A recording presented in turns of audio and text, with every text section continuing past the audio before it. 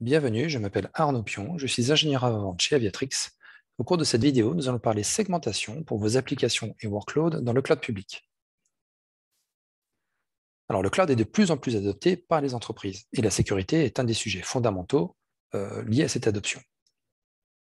Quand on parle de sécurité dans le cloud public, on parle souvent de sécurité in-depth ou en profondeur, ou encore de sécurité à différents niveaux. Parmi les sujets qui reviennent systématiquement sur la table, la segmentation en fait partie, avec cette capacité effectivement à isoler ou séparer des trafics entre différents comptes, différentes organisations, différents environnements, encore différentes applications. Seulement, réaliser cette segmentation avec les outils natifs des cloud service providers peut s'avérer complexe, notamment pour des déploiements à l'échelle ou encore des déploiements multi-cloud. Les entreprises sont donc à la recherche d'une approche simple et agnostique pour leur permettre de réaliser cette segmentation, et c'est typiquement ce que propose Aviatrix au travers de sa plateforme. Alors pour rappel, Aviatrix propose aux entreprises une plateforme cloud native qui leur permet de déployer et de gérer leurs services réseau et sécurité dans le cloud public. Ceci à travers différents CSP, différentes régions, différents comptes ou encore différentes souscriptions.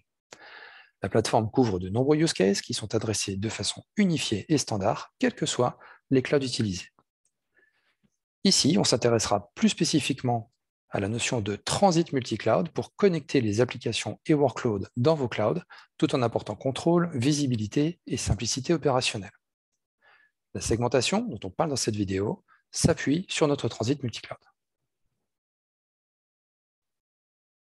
Alors, comment fonctionne notre plateforme ?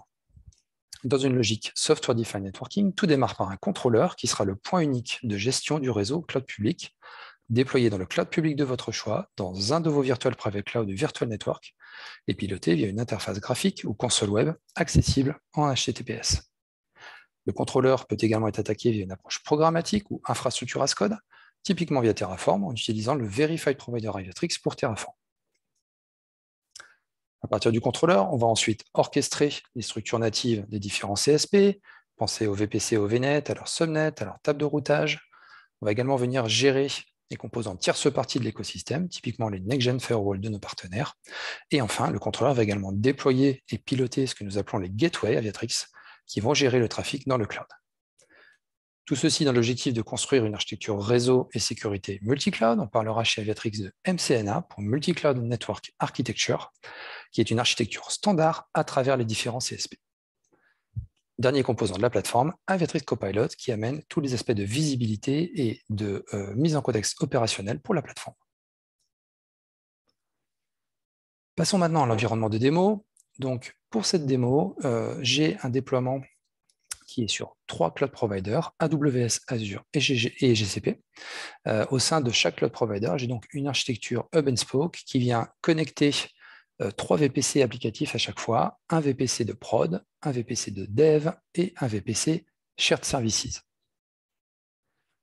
Pour la démo, je vais venir me connecter sur un jump host accessible depuis Internet avant de rebondir sur une autre instance qui, elle, est uniquement accessible via plan d'adressage IP privatif, comme c'est le cas de l'ensemble des instances qui vont être utilisées pour réaliser nos tests de connectivité. D'un point de vue segmentation maintenant, donc, j'ai placé chaque VPC chez chaque service provider dans un groupe de segmentation distinct. Donc en bleu, j'ai mes VPC de prod, donc un sur AWS, un sur Azure, un sur GCP. Même chose pour en rouge mon groupe développement et même chose en mauve pour mon groupe shared services. Comment la segmentation fonctionne? Donc chaque VPC ou VNet d'un même domaine peut communiquer l'un avec l'autre. Donc ici, si je prends l'exemple de prod en bleu, l'ensemble de mes VPC prod, AWS, Azure et GCP, peuvent parler l'un à l'autre.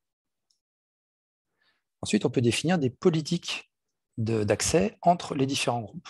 Ici, nous avons fait le choix de configurer la production en bleu et le développement en rouge pour pouvoir communiquer avec les shared services en mauve. Par contre, à l'inverse, la politique définie interdit également les communications entre la production et le développement. Donc ici, si mon VPC dev sur AWS c'est de communiquer avec la production sur Azure, la communication sera bloquée. Même chose ici au sein de GCP, ou si j'ai une une communication entre production et développement, le flux sera également bloqué.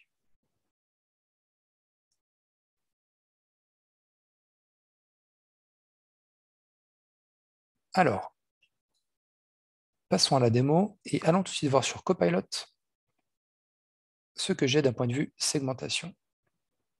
Donc, si je vais ici dans le menu sécurité, je vais retrouver la visibilité sur mes groupes de segmentation. Ici, on voit bien en un coup d'œil que mes machines sur la prod peuvent parler les unes avec les autres, peuvent parler également avec les shared services, ici en jaune.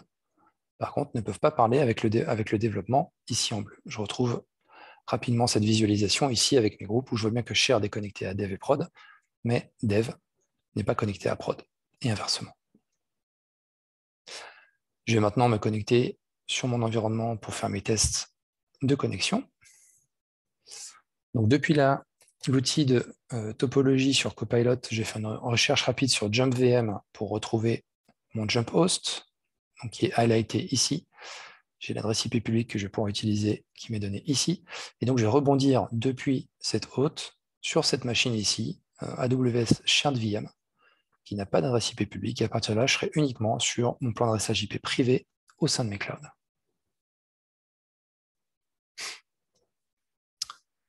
Donc, je vais me connecter en SSH sur mon jump host. Voilà, j'y suis. Avant de rebondir donc sur AWS Shared. Voilà. Donc là, je suis sur le réseau privatif. Et donc, depuis les shared services, comme on a vu, la politique de sécurité que j'ai définie sur ma segmentation multi-cloud indique que depuis les shared services, je peux me connecter à la production ou au développement. Donc, si j'essaie de pinguer AWS prod, j'arrive bien à pinguer. Si j'essaie de me connecter à dev, même chose. Ça fonctionne.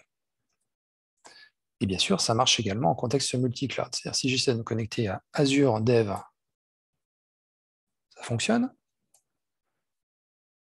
Ou encore GCP Shared, je suis dans le même groupe, donc même chose, cela fonctionne. Je vais maintenant aller me connecter sur ma machine de dev dans AWS. Voilà, donc l'adresse IP est 10.10.2.5. Si je retourne sur Copilot, vérifier l'adresse IP de cette machine, AWS US East 1 Dev VM. L'adresse IP est bien ici, 10.10.2.5. Donc je suis sur la bonne machine. Donc depuis le dev, si j'essaye de pinguer la prod sur AWS, effectivement, la communication est bien bloquée puisque j'ai défini donc cette politique d'accès au niveau de ma segmentation.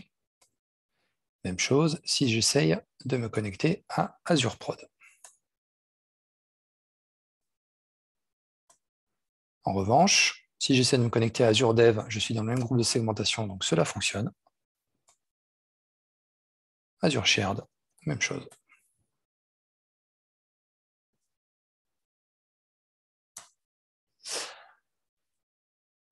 Je vais réaliser un dernier test en me reconnectant sur mon hôte AWS Shared afin que je ne scie pas la branche sur laquelle je suis assis, puisque je vais aller pinguer, mettons GCP Dev. Donc depuis AWS Shared, ça fonctionne bien. Et je vais changer ma politique de segmentation. Donc depuis le contrôleur Aviatrix, je vais dans Multicloud Transit Segmentation. Ici, je vois effectivement que depuis Shared, je peux bien accéder. Les domaines connectés sont prod et dev. Mais si je décide effectivement d'isoler le développement,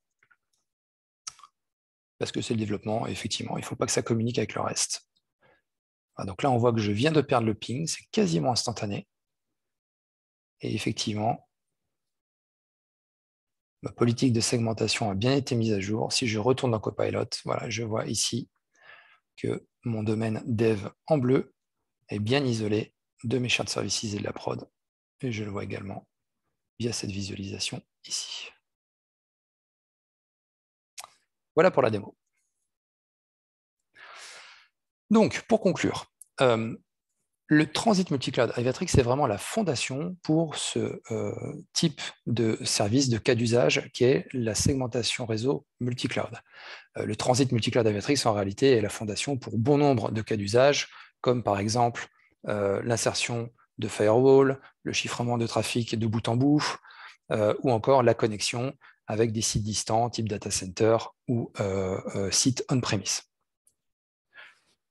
Déployer le transit multicloud Aviatrix, c'est extrêmement simple et ça ramène véritablement énormément de contrôle et de visibilité dans ce que vous déployez d'un point de vue réseau et sécurité dans vos clouds publics.